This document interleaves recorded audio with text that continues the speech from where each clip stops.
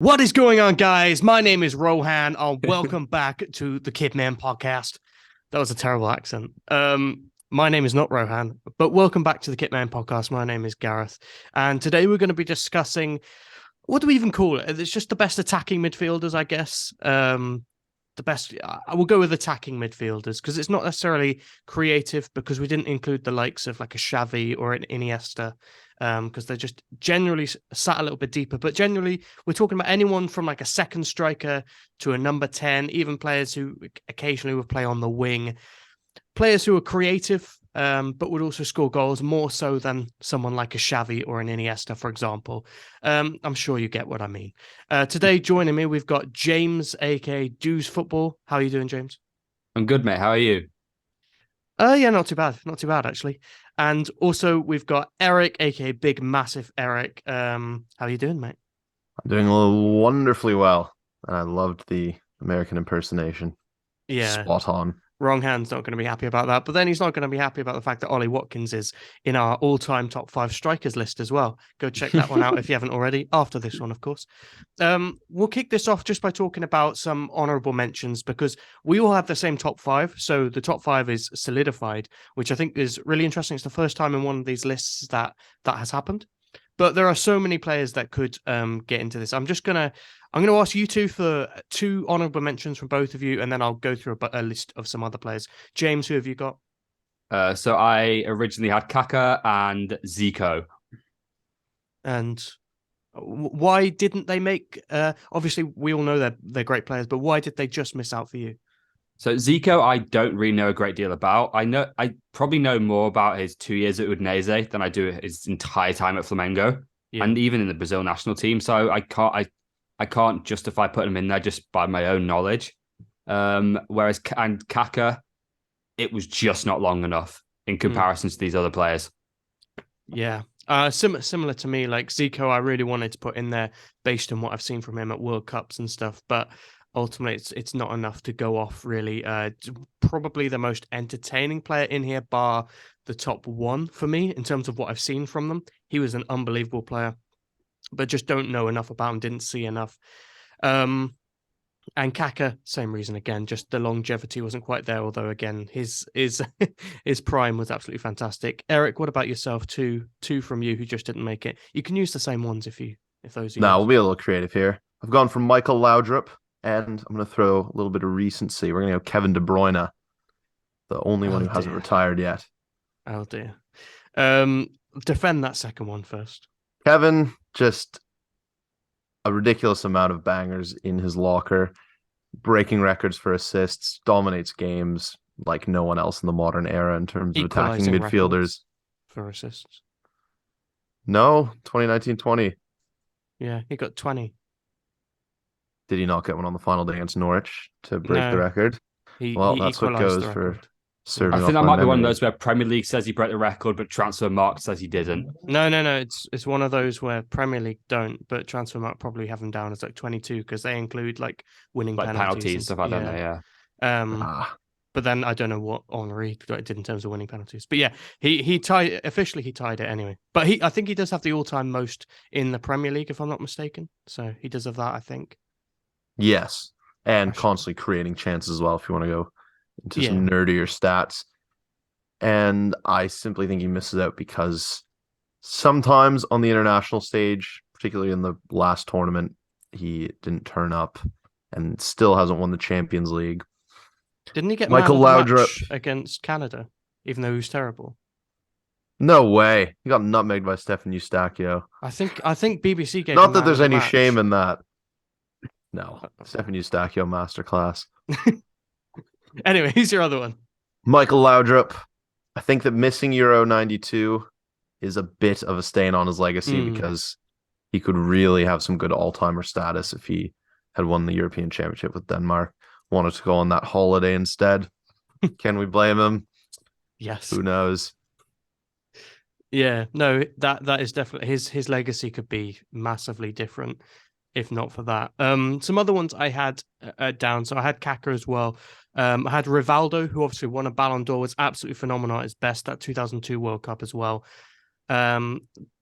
At times, I convinced myself he was better than R9. Really, I think they were just both unbelievable. But R9 got all the headlines, but I think Rivaldo was absolutely phenomenal. Totti in that 2006 World Cup, and then for Roma as well, just absolutely phenomenal as well.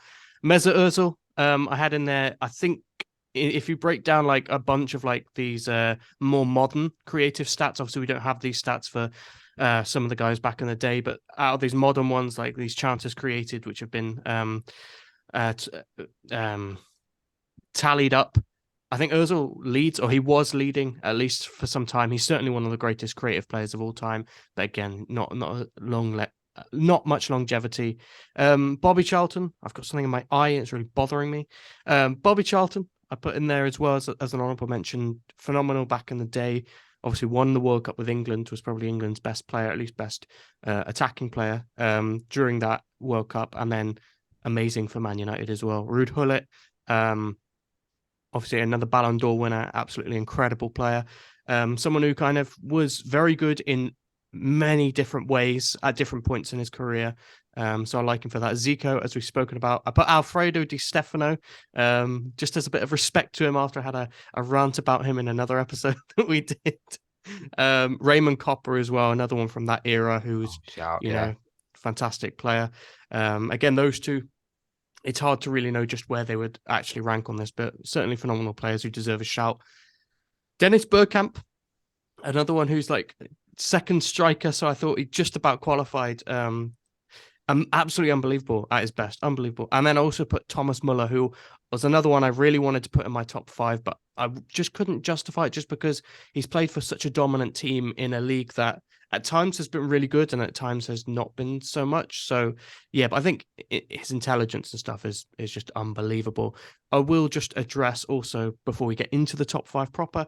There's no Messi in this. He could be someone who could qualify, but we considered him for the wingers list. And there's also no Pele, who again could be in this as he played second striker a lot of time, but we put him in our strikers list. So that's why he was in there. But for now, let's get into the top 5. And kicking it off, we do have Roberto Baggio. This is one that I had in. I had him in at 3rd, actually, and you both had him in at 5th. I thought, I wondered if people would put him in there. And we all did. Obviously, I had him higher. I think he was a phenomenal player.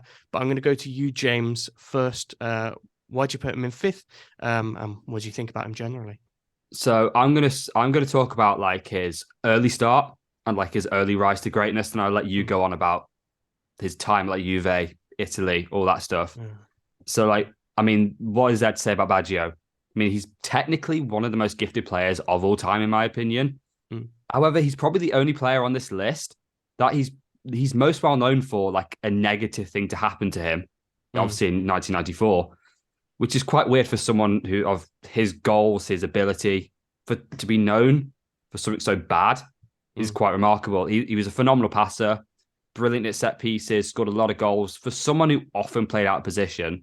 And what I mean by that is for like Italians, he's probably the last of a luxury player, like a luxury player generation. So he wouldn't have to work as hard, which ended up becoming, because he started in the early 80s, played all the way through the 80s and 90s. And that's the era where like the managers in Italy became obsessed with tactics and hardworking. And they often play a 4-4-2 that became popular with Arrigo Sacchi. That doesn't really help Baggio in that sense because he's not a striker. So there's no role for him. But the numbers and the trophies don't lie. He still worked regardless of this. And it's a career that starts age 16 in 1983 and ends age 37 in 2004. It's a long career. And it should never have gotten started. I don't know if you know the story about this, but in 85, aged 18, so he inspired Vicenza to promotion in Serie C, and instantly Fiorentina signed him for 1.4 million euros, which was about 1/6 of the world record transfer fee at the time, which was Maradona to Napoli. So that for a Serie C player is quite incredible. Yeah. But literally 2 days after agreeing to join Fiorentina, his knee just blows up in a game against Rimini, I think it was. They still agreed to take Baggio, but he misses the first 18 months of Serie A football completely. I was actually told he wouldn't play again. He did, and the first league game that he made, this first league game for Fiorentina, He suffered a relapse, and he got out for pretty much the rest of the season. Returned for the last 4 games of that season, and he actually scored in one of those games. And it's a very iconic game. Gareth, do you know which game it is? No, you tell me. It was Napoli 1, Fiorentina 1. And it's the game where just before Inter and Juve dropped points and Napoli were confirmed Serie A champions for the first time. And that's where Baggio scored his first Serie A goal. Yeah, when anyway, you said to me, I figured it would be Napoli related, but like I don't know all the ins and outs quite that well. But yeah. Yeah. Anyway, the next 3 seasons, they're just incredible. 88, 89, 89, 90. He scores 32 goals combined in the league. And to like give an example of how good that is, he's keeping up with Van Basten for numbers there. And he's doing this for like a lower to mid-table Fiorentina side. He was also part of the Fiorentina side that made the UEFA Cup final in 1990, which is quite incredible because in the 10 games leading up to the final, Fiorentina scored 7 goals, but only conceded 3. Crazy. And what this does, this leads to him joining Juventus. But in between that, he has Italia 90. And originally, it's Vialli and Carnivale that starting strikers.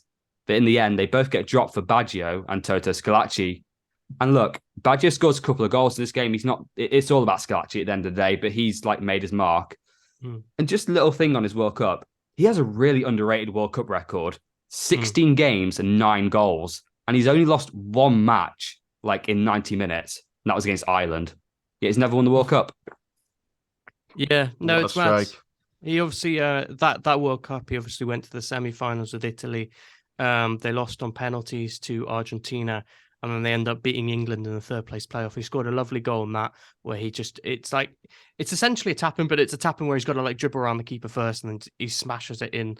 It's a very nice goal. I think that was the winning goal as well. And yeah, obviously phenomenal player for Fiorentina, went on to play for Juventus, absolutely smashed it for them as well. What I love most about Baggio myself is it is those games or those seasons for your Fiorentina, Brescia later in his career, where he's still putting up very, very respectable numbers, especially when you include like the assists in that. But then also he's got Pirlo this like as well. Yeah, Pirlo was there. Pep was there for a little while. Like they had a really random squad. Pep actually told Messi that Baggio is the best player he ever played with. Yeah. And I mean, you could debate that with some of the players that he played with, of course, but I think there's certainly a very good argument for it. And I mean, who am I to disagree with Pep ultimately? He also had this random year for Bologna where he got 22 goals and something like, I think he got like 10 assists as well. Again, for like a mid-table side to be doing that in like a league which was known for its defense at the time is just phenomenal. And this is why I have him so high, because I think ultimately and I've kind of gone against my own rule where like I think a legacy of like a Zidane is obviously greater, but for me like Baggio is just like, it's one of those things where like if you go to Italy and you ask, you'll get a lot of people who say he was like on Maradona's level. You get a lot of people who say he was above Platini, above Zidane, and that's what I've put him on my list. Because maybe it's just because I love him so much, I don't know. But yeah, I think if he does win that World Cup in '94, certainly his legacy is a lot greater. But yeah, I don't know. I have gone against my own rule just to suit my own little bit of bias there, but there we go. Eric, what about yourself?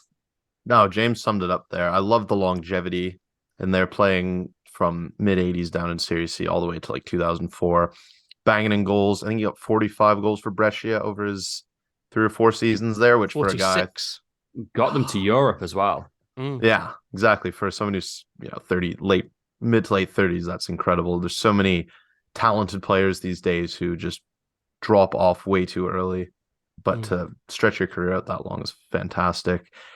And you do have to wonder if that penalty shootout in 1994 had gone their way, would he be someone in contention for like all-time 11s? Because he's never someone that you see generally put on the same pedestal as like the absolute greats like Maradona, Zidane, Cruyff. But if he had a World Cup under his belt where he carried them so hard, the Nigeria game, rounding the keeper, banging it in, that's such a tight angle. It's a ridiculous goal. Yeah, he would surely have a slightly higher legacy, or even in 1990, they could Mm. have got past Argentina, and then Yeah, who knows? knows, I think West they would have Germany. beaten West Germany Yeah, personally. A World Cup in their own country in the Yeah, final. I think didn't even the factor that. fact that semi-final against Argentina was in Napoli Mm-hmm. actually went against them. If they had held it anywhere else, I think they probably win it. But Maradona was on a mission that game. Obviously, he doesn't score and goes to penalties. But he was on a mission that game. Certainly made it harder for them. What's weird is Baggio, for such a long career, his trophy cabinet is pretty weak. And considering the teams he played for as well, I think I just had a look, it was 2 Serie A titles, a Coppa d'Italia, and the UEFA Cup. I know UEFA Cup was a lot more impressive back then. Yeah. But like that, it's surprising. That's all I'll say. Yeah, he left Juventus right before they won the European Cup. Yeah. With like Fabrizio Ravanelli. So that again would have been very helpful for the legacy. Yeah. Joins obviously Milan just after they'd won a few as well. He actually played for both Milan teams. Didn't have his best time at those two clubs either. But then goes to Brescia and proves that he's still got it. And obviously had that year at Bologna in between. I do wonder with him if he is someone who is almost better off being like the main man in a team where it's all built around him. And maybe, I mean, then again for Juventus, like where there are other quality players, he was absolutely fantastic as well. And then for Italy as well, of course. So maybe I'm just kind of projecting that just based on those few seasons he had in Milan. But yeah, I wonder. He's certainly someone. There's a goal he scored for Brescia. A long ball comes over the top, and he takes it down with a beautiful touch. I think he goes around the goalkeeper and taps it in. It's an unbelievable goal. It's a Pirlo assist, and it's in the Delle Alpi. Yeah. I can't remember if it's against Juve or Torino though. I think it's against Juve. Yeah, I think it is Juve. But yeah, it's a phenomenal goal, and like his technical ability was absolutely fantastic. We'll move on though, because next up we do have Michel Platini, someone who obviously I think he won Ballon d'Or. He's one of Juventus's greatest ever players. In fact, we've got 3 Juventus players in this list, which is hard for me, but there you go. Yeah, I'm going to let you take this one away, Eric, on Michel Platini. You had him in fourth. Yeah. So exactly where he's fallen in our list. Justify yourself. You too as well? I had him in... where did I have him? I had him 5th, and I think James had him 3rd. Yeah. Yeah, fair enough. Yeah, in his prime there in Euro 1984, he completely stole the show. That's got to be probably the most incredible individual tournament ever at the European Championships. I believe he got 9 goals, scored in the final, scored the winner, absolute last minute of the semifinals, and like tore it up in the group stage as well. Again, like Baggio, he came very close in both those World Cups, semifinals in 82 and semifinals in 86. They had the crazy one against West Germany in 82, but he seemed like someone who just dominated midfield, scored so many important goals from midfield, scored in the European Cup final against Liverpool. Just absolute boss back in the day. I know he had some questionable antics when he was high up in UEFA or FIFA, whatever it was, but now he seemed like such a silky goal-scoring midfielder. Yeah, I think he was an absolutely lethal goal scorer. He's another one who, like, similar to Baggio, if you just like watch some of his highlights, you really get an idea for just how good he was. You can really imagine. Obviously, we didn't watch any of these players week in, week out at the time, but you can get an idea for just how good they were from just how many like ridiculous goals they scored. That I think you're right that is the greatest ever Euros campaign from a single player, to get France their first ever major trophy.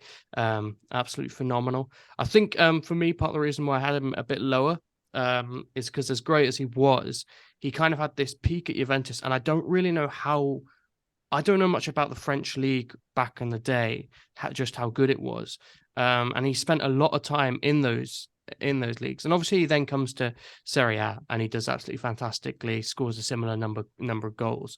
But yeah, I basically don't know exactly how good it was, so I don't really know the standard he was playing at for most of his career. He played for, now it's probably pronounced something like Nancy. but that's for me, for us Brits at least, that sounds pretty weird. It's spelled Nancy. I'm sure, it's not pronounced like that. I'm sure Saint Etienne as well, who were a massive club back in the day. I think, have PSG taken over their record for most Ligue 1 titles yet? No, they're level on 10, I Their believe. level. Yeah. So Yeah. that tells you like they were one of the biggest teams in France at the time. So yeah, he was absolutely smashing it. But yeah, that's why I probably would have put him higher if I knew how good it was, or if that league was given more respect. But I just wasn't too sure. But like, I think because when I think of Platini, like when I think of him versus Baggio, they both have unbelievable primes. But then I see that longevity from Baggio, and how he carried these like weaker teams as well. Whereas with Platini, he was, for Saint Etienne and Juventus anyway, he was at, one of the strongest teams in the league. And then also didn't have quite as long in terms of at that level. So that's why I didn't put him quite as high. That's why I put him in fifth. But, he's still in my top five. I still think he's an unbelievable player, of course. James, what about yourself? Yeah, so the French league was okay. Like, they were like... They were like semi-finalists. A semi-final of the European Cup was really good for them. Yeah. But so like now. But I'm gonna with the French league, I'm gonna kind of give an example of how good he was by using his team as an example compared to others.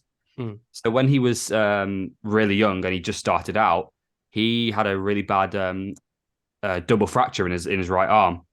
And what this did was he was out for the rest of the season. This was like March time, and Nancy, let's just call them that, got relegated. Nancy got relegated. And this is probably to his benefit because obviously Platini now, would have been 17, 18, I'd say. He was in the second division and he just carried them to the league title. He scored 17 goals. They finished top of the league.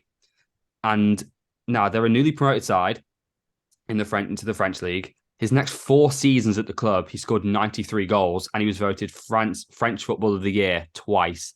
And he also helped the club finish 7th, 4th, and 6th, getting them into European football and winning the Coupe de France, which is their first major trophy, with Platini scoring the winner. So the French league probably wasn't a high standard, but the team he was playing for wasn't very good. And he was still getting those ridiculous numbers, like a Baggio at Brescia, Bologna. Yeah. And then naturally, obviously, 24 years of age, he's going to get picked up by a big boy. And that big boy was champion Saint Etienne, who at the time, 9-time champions. And on a personal note, it was very successful. He was a goal machine, formed a great partnership with the Dutch winger Johnny Rep, but only won 1 league title in the 3 years there. And he really underwhelmed in Europe because it was only 4 or 5 years before his signing that Saint Etienne lost the cup final to Bayern. That did underwhelm, like in terms of trophies. I think they lost 2 Coupe de France finals as well to Bastia and PSG. And then in 1982, he moves to Juve, and this is where you notice his world-class level, and this is where like the comparisons to Maradona come in. Yeah. So obviously now they're playing in the same league, and they're just tearing it up. He wins the Capocannoniere 3 times in a row, the Ballon d'Or 3 times in a row, 2 Serie A titles, some lesser trophies, but most importantly, after losing 2 European Cup finals, Juventus finally get that 1 win against Liverpool in '85. Who scores the winner? Platini. But and the thing is, he actually retires really young, like literally just 4 days short of his 32nd birthday, he retires. But in club football, he finished with 312 goals in 580 games. That's ridiculous for his position. And he played, what was it, about 5 or 6 years in Serie A as well? Yeah. No, absolutely phenomenal for what he did in Juventus. And they had that debate back in the 80s. It was Zico, at least earlier in the 80s anyway, Zico, Maradona, and Platini. Maradona eventually kind of became the guy that everyone was like, you are the best. But that's partially because Platini, obviously 86 was his last season where he scored over 10 goals. He had another season after that wasn't quite as good. But yeah, after that, people kind of just decided Maradona was the best, and he kind of won that. But that was partially because Platini and Zico were coming to the end of their careers. Obviously, Maradona is my favorite of the 3, so I'll back that. But I will also acknowledge that that probably played a part in it as well, and possibly played a part in why Maradona's seen as the best of those three, when actually all three of them were unbelievable. Again, me as a modern person who wasn't living at the time, I agree with it, but I'm obviously influenced by those narratives as well. I'd love an era now where like the three best players in the world are just like attacking creative midfielders. Yeah. You could use that. It's always wingers and strikers.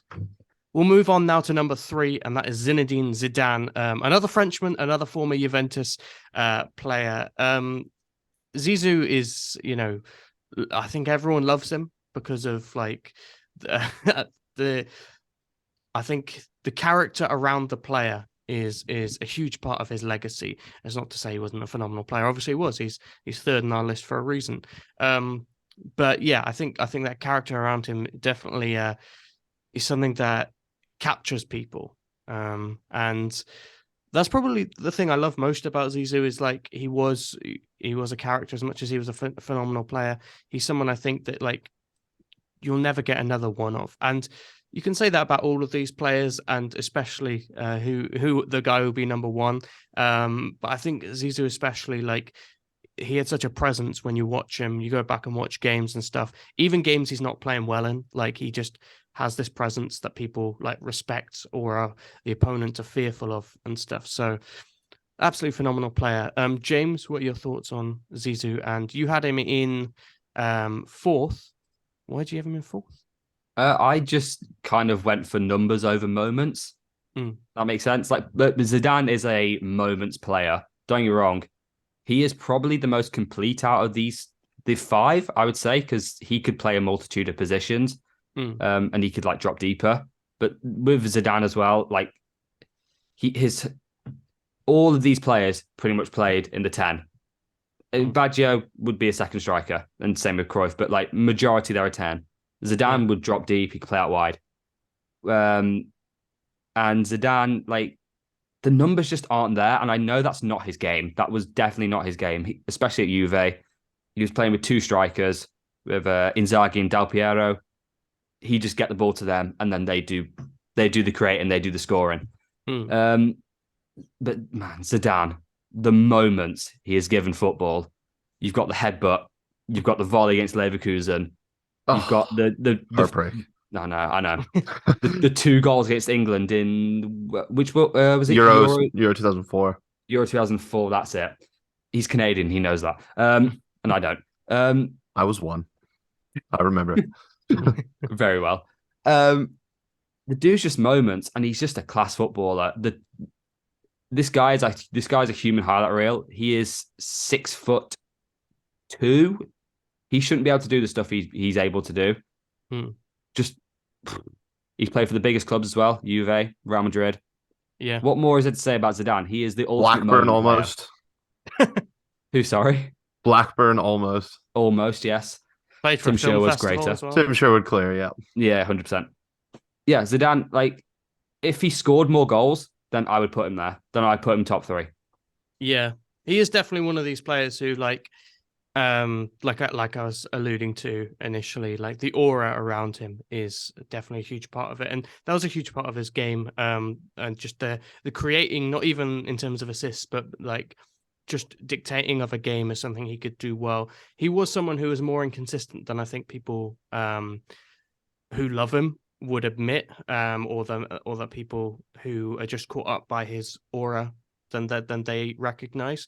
Because some people would have him number 1 in this list. Some people would have him undeniably number 2. Eric, if I'm not mistaken, you had him number 2. I did. Yeah. I mean, I was just saying, some people would have him number 2. You tell us why. He just moves me so much. Like, he turns up the big moments. If you look at the game against Brazil in the quarterfinals in 2006, I kind of get it, because he was like in the back of his mind thinking this could be my last ever game. So he's really turning on the flicks and stuff. But if you look at it, he's just constantly like juggling it around, beating people, gets the winning assist from a free kick super far out. It's just an absolute masterclass. It sums him up so well. He did lose his temper quite a few times. And if he didn't in 2006, and they could have won that, him having 2 World Cups as the talisman that would be like seriously impressive. And to go out on that as well, I think, is mad. As your last ever game, he certainly retired at the top. Yeah. And yeah, obviously, as James was saying, he has so many big moments, the volley, 2 headers in a World Cup final. Deciding a World Cup final before halftime is like ridiculously impressive. Yeah. Because of how just teams are going to. I know that final had some stuff around it, but no, all around what I've seen from Zinedine Zidane is fantastic. Yeah. Yeah, no, he's a one of a kind footballer, truly is. As I was saying, he's probably after number one, might be my favorite, although I do love Baggio as well, and I do love Cruyff, who's next on this list. I can say that. But spoiler alert. Yeah, well, we'll get onto him just a minute. But yeah, I just wanted to touch on like that time at Real Madrid. That's kind of like when I was getting into football, and you would just look at that team, and it was just you were just awestruck every single time, just from the sheer names and stuff. Obviously, they didn't achieve what they could have done. Obviously, they won that Champions League with that volley, as you both mentioned. Only won the one La Liga title with Real Madrid, though, which is just mad to think about. Like Valencia won, I think was Deportivo. it two league titles when he was there. Valencia won. Yeah, couldn't even win a domestic cup. Yeah, and so these are things that which I think like people obviously think of like the World Cup stuff and Champions League final and stuff, but also he lost 2 Champions League finals before that, so he was a massively big game player. Of course he was, but then there were also times where he wasn't able to get it done, as you know is true for pretty much everyone. I can't really think of anyone who didn't. Even Didier Drogba lost finals, so yeah, a phenomenal player.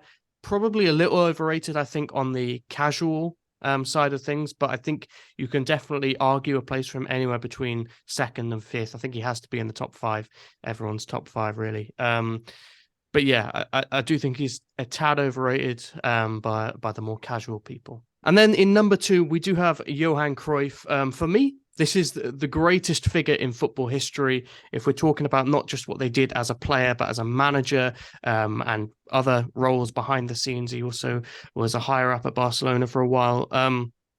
Yeah, not a manager at Barcelona and Ajax.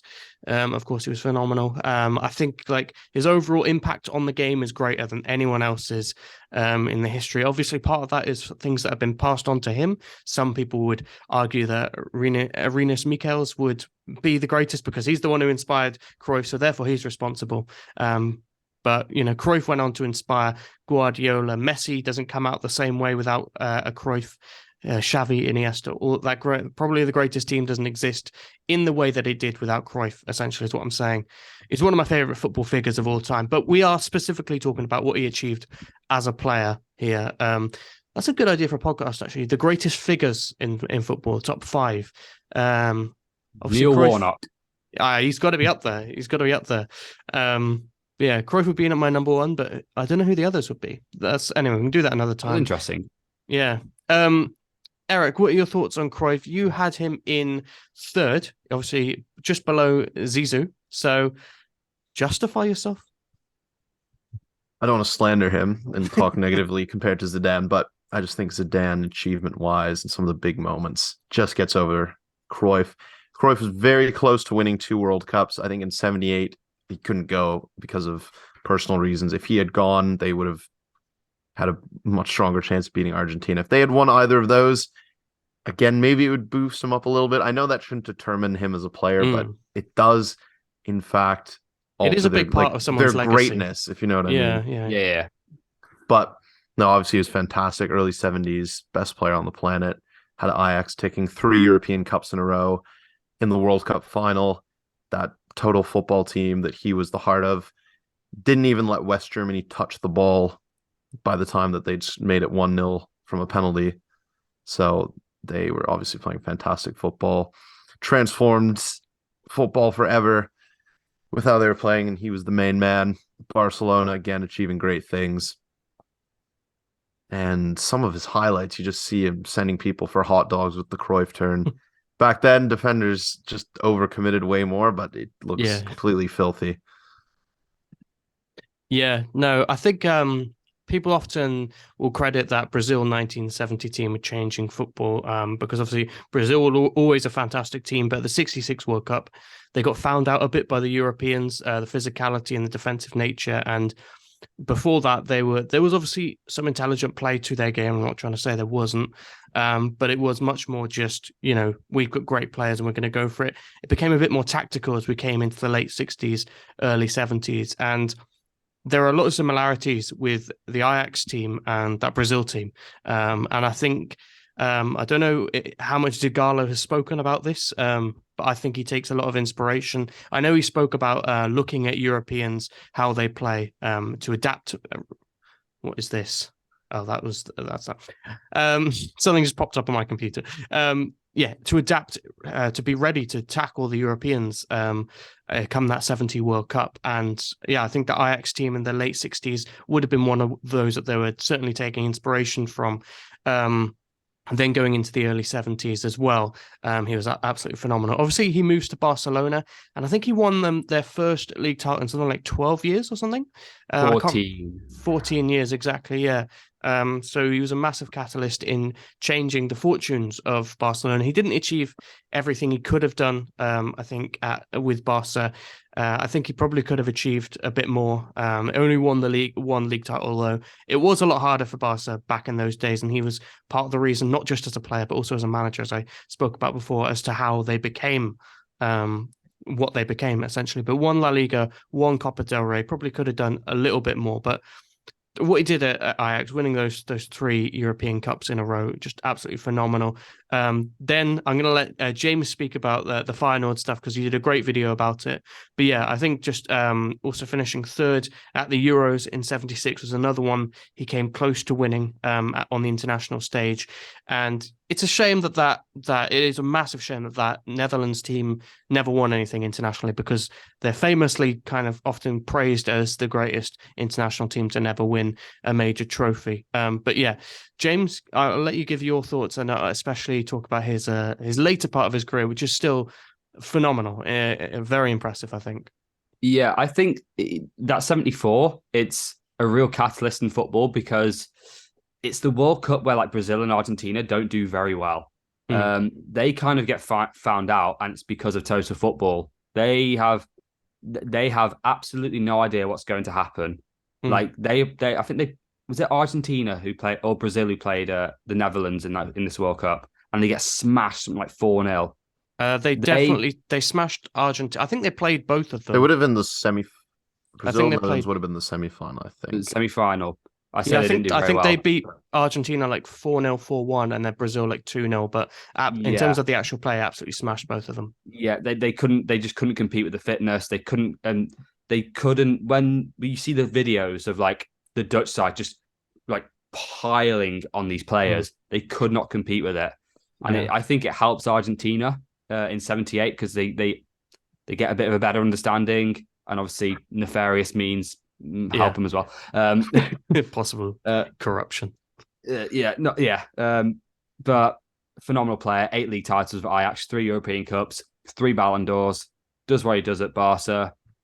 Obviously, the figure that he is in football is incredible. And this time at Feyenoord. So he's at Ajax for two seasons. I think he wins 2 league titles. This is just quickly. That's after he goes to America, has a random league a year in the 2nd division in Spain, goes back over to America, and then comes back to a top European league at the time in the Eredivisie. Take it away. Yeah, so quickly without Levante, he was heavily linked to Leicester City at the time. He could have gone to Leicester. Instead, he went to the 2nd division in Spain. Don't know why. So he's at Ajax. He is currently 36 years of age at the end of his second season, second stint there. And they say to him, we're going to cut your pay. So originally they paid him his wage and then a portion of the gate money, but they weren't going to give him any of the gate money because they thought he was too old. They wanted him to leave. Fair enough. He's kind of like his personality. He's so overbearing. Like you can imagine him being a burden. Obviously, he does not take very well to this. So he goes, all right, then I'm going to go to your biggest rivals, Feyenoord. And this is not welcomed. There is not much fanfare. Like they are there are banners saying like Cruyff go back to Amsterdam, stuff like that. They don't actually want him there because although he is the great Johan Cruyff, he is Ajax's great Johan Cruyff. He's not Feyenoord's great Johan Cruyff. But he just turns them completely. They lose. I think they lose 8-2 to Ajax early on the season. Yeah, and he just says, "Yeah, so what? It's 2 points. So what? It doesn't matter if it's 1-0, 8-2. It's 2 points." And this kind of galvanizes the team because it gives them that confidence that they haven't had for a while. Like they hadn't won the league for anywhere between 10 and 15 years, I believe. And all of a sudden, this loser mentality, they don't have that anymore because they have Cruyff and they have a young Ruud Gullit, they have Peter Hoekstra. They have this phenomenal attack, and Cruyff is the orchestrator. He leads it. He scores 11 goals in the league, and then they go and win that league title. He even scores against Ajax, and that is how he ends his career. Just showing Ajax, hey, look, I am still great. Leave it on the top. And I think he wins the KN Valbe Cup as well. Yeah, he won the double. Yeah. Like, ridiculous. Yeah, it is great. It's interesting. At Barcelona, the entire club is still less so these days because it's getting more and more corrupt. But it's steeped in Cruyff's vision. Ultimately, the whole more than a club thing is very much something that Cruyff helped really garner within that club. And obviously, Barcelona forever has stood for much more than just football. But Cruyff was someone who really took to the Catalan spirit and stuff like that. Whereas you go to Ajax and there is this split legacy for him. Obviously, everyone acknowledges his greatness. And I think when he passed, all the ill feelings went for anyone who was still clinging on to them. I think ultimately, after a certain amount of time, when he came back and was manager and was a successful manager for them, I think most people kind of got over it. But even to this day, there is still like some feelings about that move to Feyenoord. So it's funny where like people would think his greatest legacy is at Ajax, but I think where he was more loved in his later years for sure would have been Barcelona. When I say later years, I mean like after he retired, would have been Barcelona. It's where like I think they celebrate him more, if anything. Obviously, Ajax again, they've named their stadium after him. He became manager, and it was all fine in the end. But it was certainly it's a funny thing, and he's got a very interesting personality. One of my best friends is Dutch. He's he's an Arsenal fan, but he's an Ajax fan as well. And yeah, it's very interesting talking to him because I just love Cruyff, and I just kind of accept all these things. But in the Netherlands, this thing about his personality and stuff is a big thing. They very much know like there are these two sides to him, and they're very realistic about that. In my head, he's just amazing. He can do no wrong. Obviously, the 1994 Champions League final where he's being very cocky and disrespectful to Milan came back to bite him in the ass. So that could happen at times, but still, I think he's a phenomenal figure. We'll move on now to number one. Diego Armando Maradona, the greatest footballer of all time, undeniably, I think. At least in terms of like attacking midfielders. Bentner. Well, yeah, Bentner's up there, but he's a striker. For this list, it is Diego Armando Maradona. My favorite footballer of all time. So I'm going to let you two speak on it first, and then I'll come back and probably have a little bit of a rant about how much I love him. Eric, let's go with yourself. We all had him in first. This is, I think, the one we all agreed on. We all agreed Diego Maradona was first. I think one thing I'll say about Cruyff, actually, just to finish Cruyff, if he had won that World Cup, I think there's a very good argument to say he was above Maradona.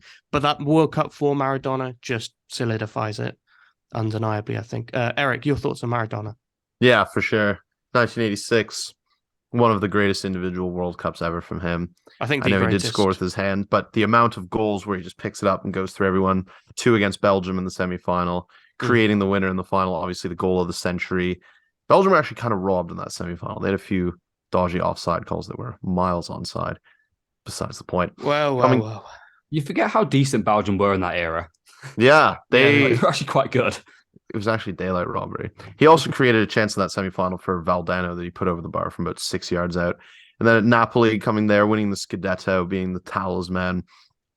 At Barcelona, he was tearing it up. He's another one who had a feisty. Yeah, his ankle. That's true. He's another one who had a feisty side about him, getting in that scrap with the Athletic Bilbao players. in the 1984 final. And he was still doing it even when he seemed past it in 94. I know he got sent home, but that goal against Greece was phenomenal. Yeah. I've never seen someone's eyes open that wide and their mouth open that wide either. And in the 1990 World Cup, I believe he was the bronze ball, third best player in the tournament. Mm. So he was consistently doing it over the years. Yeah. Just unreal watching his highlights, the low center of gravity, way he gets past people, chance creation, wonder goals. He's got it all in his locker. There's a reason his initials spell out Damn. That's such a good line. Looking at it right here, I'm like, yep. James, what about yourself? I know you love that little scrap in the final. So if you can shine some light on that, that'd be good. But just your general thoughts on Diego. Yeah, Maradona is one of the three footballing aliens with Pele and Lionel Messi. Maybe you can add R9 into that. Maybe. But yeah, he clearly didn't have a knee. Yeah, I think Ronaldo, you should, R9, you should definitely. I mean, he had a knee and it broke, so he was clearly human. Right? Yeah. But I say that Maradona had an ankle that got broken. Yeah, but he came back from it. Yeah, true. I mean, this dude was ridiculous. Even at a young age, his record for Argentinos Juniors, who hadn't won anything, I believe, when he was playing for them, 166 games, 116 goals. He was when he was 20 in his final season. He just bags 43 goals in 45 games, just like that. Yeah, it's what it is. Yeah. There's a reason Sheffield United were sniffing. Can you imagine? Seriously, God. Could you? Crazy. Tottenham wanted him as well. Him and Ozzy. Yeah, exactly. They that would just been embarrassing though. No one cares. So, if he won something with Tottenham, he would. Oh. Yeah, that would be a miracle. Oh my goodness. Yeah, he only has one season at Barca. For some reason, I thought he had more. Well, he went back to them later on, of course. I suppose so. Yeah. I mean, he kills it there. 28 goals.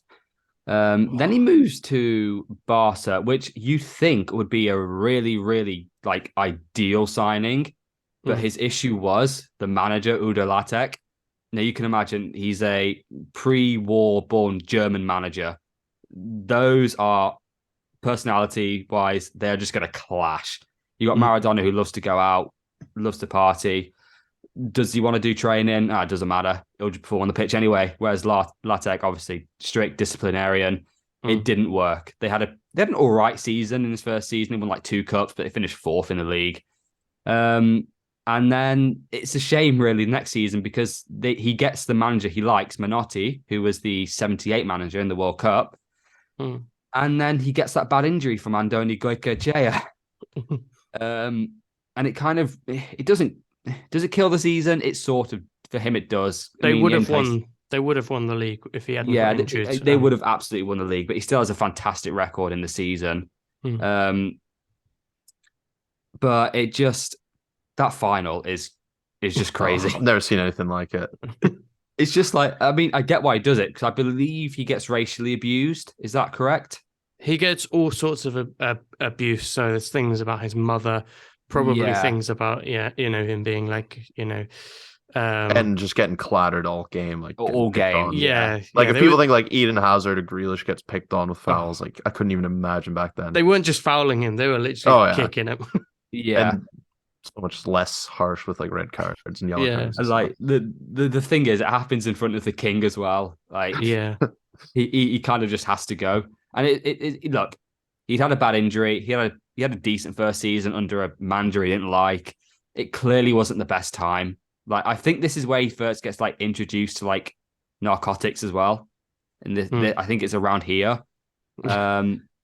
Obviously, he moves to Napoli. Gareth, I'll let you talk about Napoli because you know way more about it than I do. So yeah, I mean, he comes into Napoli, world record fee. They have to do a lot to shift around to be able to sort that out effectively. But the way they saw it is, if we can get this guy in, he can take us to heights we've never gone to before. Can I just put in there quickly? I think they had to get the mayor's permission to spend that amount of money. Yeah, there's I can't remember all the details exactly, but there's like quite a few things they had to do to like actually sort Mad. out the payment for Maradona.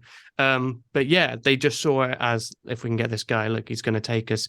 And I don't even think they could have imagined that what he could have done. It was a great team Napoli had, or that they built around him.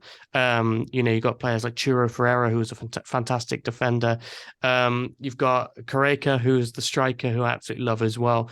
You've got some really good players in there, but like ultimately these aren't players that you would expect to be winning the league. I think it's hard to say because they obviously then went on to do it, but Maradona was with them. Essentially, if you replace Maradona with a very good, but not like, basically you don't put like, I think Platini could have done it potentially. I think someone like a Roberto Baggio we spoke about, like players like this probably could have done it in that role as well. But the great thing about Maradona at Napoli, especially, if you ever get the chance to watch like some full games of him at Napoli, it's the same for Argentina, but especially at Napoli, like it's not just the goals he scored where he's got like all these great free kicks, lovely finishes from outside the box. There's a great chip he does as well. There's so many great goals he scored, but it's not just those. It's like just the sheer amount of like times he created a goal, be that through an assist or like pre-assist. The way he was running games as well, like they effectively get the ball into Maradona. He can beat a couple of guys, get through the midfield, play it out wide, and then maybe it's a cross into the box, or maybe they work it around a bit more. Like the game went through him effectively, and it's like it's so hard to actually, like, you have to kind of see it to really understand truly how good he is. I don't think I'd ever be able to do it justice. I wish I could have seen like every game watching him live, because I've only seen like the odd ones from like, obviously, and it's always like the famous ones, the ones which I've seen are the ones where he's done well. So maybe if you're watching it week to week, there are some where he doesn't do anything, I'm sure, like there are with every player. Even Messi's had games like those, but my favorite of all is the UEFA Cup final. It's two-legged tie, and he's involved directly in 4 out of the 5 goals that Napoli scored across the 2 legs, but it's his all-round play. He creates so many chances, and it's just absolutely phenomenal. I would definitely recommend, if you are someone who enjoys going out and watching those older games, or if you just really want to appreciate or learn how good Maradona was, you can watch those World Cup games, of course you can, but I think that UEFA Cup final for Napoli is absolutely phenomenal. Obviously, he takes them on to win the 2 Serie A titles. There's potentially could have been a third. There's this story, and we don't know what the truth is, but the way the story goes is Napoli won the Serie A title in 1987, and at the time, as far as I'm aware, all legal betting was very, very fixed. So people didn't really like betting legally. Do you want me to tell you how quickly how it worked? Yeah, go ahead. So it's called Toto Calcio, and the only way you could bet legally, because it's the same as like the Tottenham scandal. It literally, you could only bet on, you can only do accumulators basically. So I think you could bet on like 12 games, but you had to bet on all 12 games. That was the only way to legally bet. Yeah, which obviously then it's very unlikely that you're going to get things right. So obviously, with it being Italy, especially southern Italy, there was a lot of black market stuff. And one of those things that was very big was black market betting. Now, these people, they had a lot of power throughout Italy. And as the story goes, Napoli could have won the league title the next season. And they certainly had a good enough team to do it because they'd done it the year before. And they went on to do it again with a slightly different team, but still large parts of the team were still there. And they went on to win the UEFA Cup, for example. So they certainly had a good enough team. And as the story goes, effectively, these people stopped Napoli, potentially bribing Maradona, some other players to just not be as good, basically. Obviously, in that season, the 87 season, they actually won the double, not just the Serie A title. So yeah, he could have had 3. Again, that's just a nice little story. When I went to Napoli recently, I met up with my friend Daniele, and he was telling me about what, obviously he's too young, but back in the day when Argentina won the World Cup, Napoli don't always not everyone in Napoli loves Italy, basically.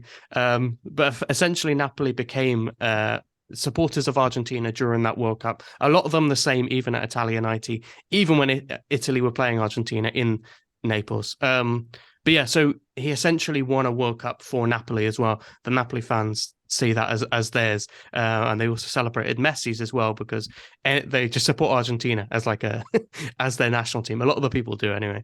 Don't want to speak for everyone. So that just shows you how good he was at that time. That was when he was really coming into his peak. 86 to that 1990 was his absolute prime, I think. I'm just looking now from like his first from 86 to when was his last league title? 1990. Yeah, for Napoli. Yeah, anyway. their league positions were first, second, first. Yeah. He got them to that level. Yeah, exactly. And like I say, they probably could have won the 88 one as well. Maradona actually scored more goals in that season as well. So maybe he wasn't the one that was bribed. But yeah, certainly him and Correca were the two top scorers that season. Yeah. Oh. So yeah, basically, essentially, he took Napoli to new heights, and it's still something that they've never really matched. Obviously, this season, almost certainly going to win the Scudetto again. They won a couple of Coppa Italias since then, never won anything in Europe. Hopefully, again, Champions League this season. That would be the greatest season Napoli's ever had, but outside of that, this is the greatest they've ever had. And it all comes from Maradona. Essentially, again, other players. I don't want to play down the other players because there were some phenomenal players in there. But yeah, after that, obviously, we've got some doping issues, and he come into he gets a ban. So then he eventually leaves. He turns up at Sevilla, does all right there. And then he comes in ultimately to the 94 World Cup. He's not quite what he was. Still scores that great goal, as Eric said, against Greece, but then gets done for doping again. He was very happy about it. He was over the moon. He was off this planet, you could say. I just had a look. Napoli's chairman from that 86-87 season is still alive. There you go. Wow. 91 years of age. Corrado Ferleno. Fair play. Still kicking. Yeah. But yeah, obviously then he goes back to Newell's Old Boys, back to Argentina with Newell's Old Boys, and then retires with Boca Juniors. Not quite at the same level, but some of the goals he did score there are very nice to look up. He's got some nice little free kicks and stuff. Yeah, and I think he scored in his last ever game. I can't remember. It might be one before his last game in 97-98 season. But yeah, he had an unbelievable career. We couldn't really properly do it justice. Because you probably need there is a full-on documentary out there if you want to go and watch it. But yeah, my favorite player. With this top five, the number 10 position is the only position where you have to look good. Everywhere else you can look pretty rubbish, but as long as you're good at your one thing, you can get away with it. The number 10, you have to look good, and all of these players look immense when you watch them. Yeah, they are the best player by a mile. Yeah, I think as well, you've got to be good at a lot of different things. You've got to be good at dribbling, got to be good, at least decent at goal scoring. Obviously, Zidane wasn't the most prolific goal scorer, but he did still chip in. Obviously, creative awareness, great passing, things like that. Yeah, creativity, you've got to be bang on. So many different things. Whereas, if you're a striker, if you just score loads of goals, you're going to get to a certain level. If you're a defender, yeah, exactly. The greatest, worst player of all time. But I want to drop this in here. My dad has seen Maradona a few times because he went to a couple Napoli games in the late 80s. And he said he'd never seen anything like it. He still believes Maradona's the GOAT, which I can respect that. I'm so jealous. My dad pulled up to Naples with this giant camera. Everyone thought he was a journalist. Let him sit at the front, just front row. Except I think it was the 0-0 stinker between Napoli and Atalanta. Amazing. You kept that one quiet, Eric. Yeah, no, it's just an interesting story. I'll send you a picture. He has a great picture of Maradona from right up close. Oh, please, that's amazing. That is amazing. Definitely send that over. Also went to Hamburg's 100th anniversary match, friendly against Napoli. Okay, very nice.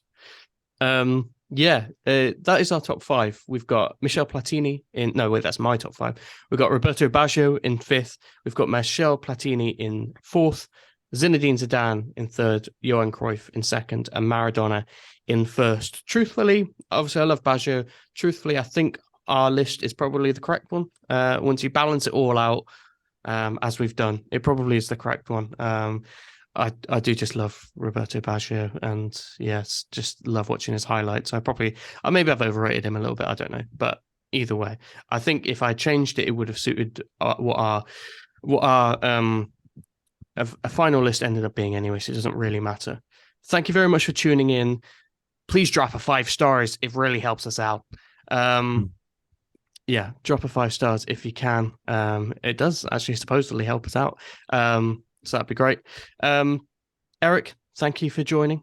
James, Thanks, boys. It's been a pleasure. Peace. It's been absolutely fantastic. And we'll see you next time.